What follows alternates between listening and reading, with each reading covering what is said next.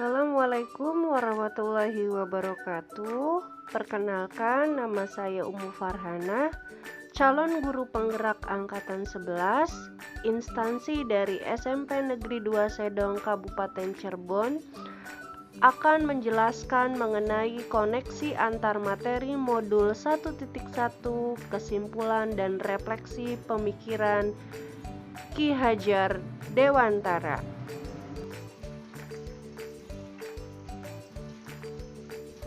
Pengajaran dan pendidikan menurut Ki Hajar Dewantara. Pengajaran adalah proses pendidikan dalam memberi ilmu untuk kecakapan hidup anak secara lahir dan batin. Sedangkan pendidikan adalah memberi tuntunan terhadap segala kekuatan kodrat yang dimiliki anak agar ia mencapai keselamatan dan kebahagiaan yang setinggi-tingginya, baik sebagai manusia maupun sebagai anggota masyarakat. Baik, selanjutnya adalah refleksi pemikiran Ki Hajar Dewantara.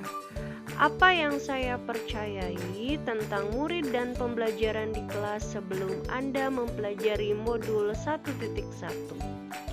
Yang pertama, guru seringkali dianggap sebagai otoritas tunggal dalam hal pengetahuan.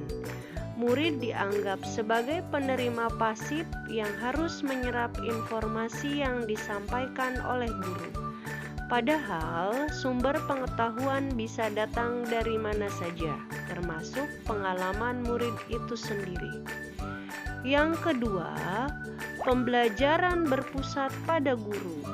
Guru menentukan materi pelajaran, metode pengajaran, dan penilaian tanpa melibatkan peserta didik. Yang ketiga, peran murid sebagai penerima pengetahuan. Di sini, murid hanyalah penerima pasif yang harus menerima apa yang diajarkan oleh guru, tanpa banyak keterlibatan aktif dalam proses pembelajaran. Yang keempat, kelas sebagai lingkungan formal. Kekuasaan dan otoritas berada di tangan guru. Kelas seringkali diatur dalam suasana yang formal dan membosankan, di mana murid diharapkan untuk patuh terhadap perintah dan aturan yang ditetapkan oleh guru. Selanjutnya, apa yang merubah dari pemikiran atau perilaku Anda setelah mempelajari modul ini? Yang pertama adalah murid sebagai subjek pembelajaran. Artinya, metode pengajaran diatur sedemikian rupa sehingga murid menjadi peserta aktif dalam proses belajar.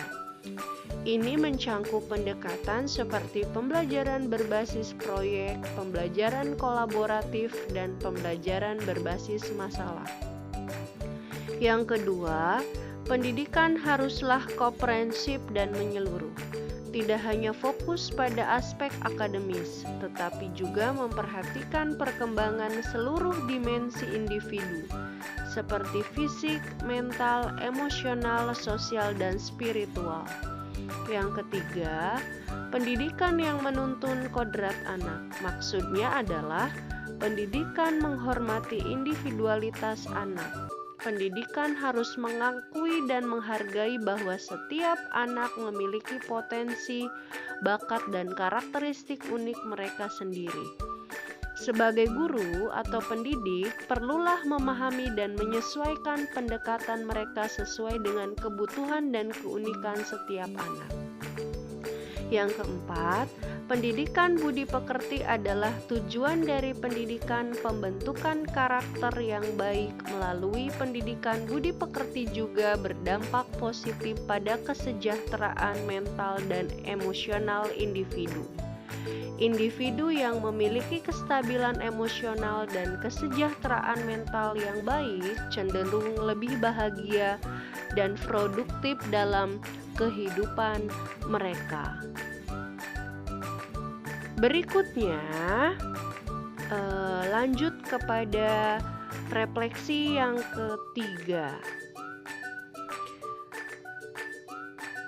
Apa yang dapat segera Anda terapkan lebih baik agar kelas Anda mencerminkan pemikiran Ki Hajar Dewantara? Yang pertama, mencoba memulai dengan melakukan perencanaan pembelajaran yang holistik. Merencanakan pembelajaran yang mencangkup aspek fisik, mental, emosional, sosial, dan spiritual. Kemudian, siswa diberikan tes diagnostik untuk mengukur kemampuan siswa untuk mengetahui kemampuan awal siswa sehingga dari hasil tersebut guru dapat memetakan peserta didik sesuai dengan gaya belajar mereka dan sesuai dengan kebutuhan peserta didik masing-masing.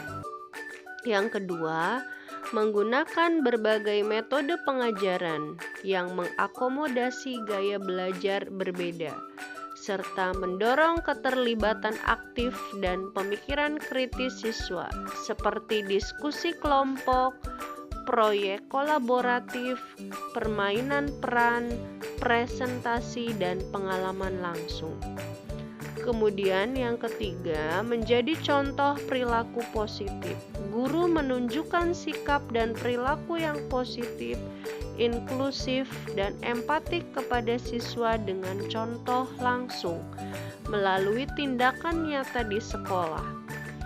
Kemudian berusaha menjadi model peran yang baik dalam menghadapi tantangan, menyelesaikan konflik, dan memperkuat hubungan antar pribadi. Yang keempat, mendorong kegiatan refleksi dan pertumbuhan pribadi kepada peserta didik dengan cara memberikan kesempatan bagi siswa untuk merenungkan dan memahami diri mereka sendiri, tujuan mereka, dan nilai-nilai yang mereka pegang melalui jurnal refleksi, diskusi kelompok tentang nilai-nilai, atau sesi konseling individual.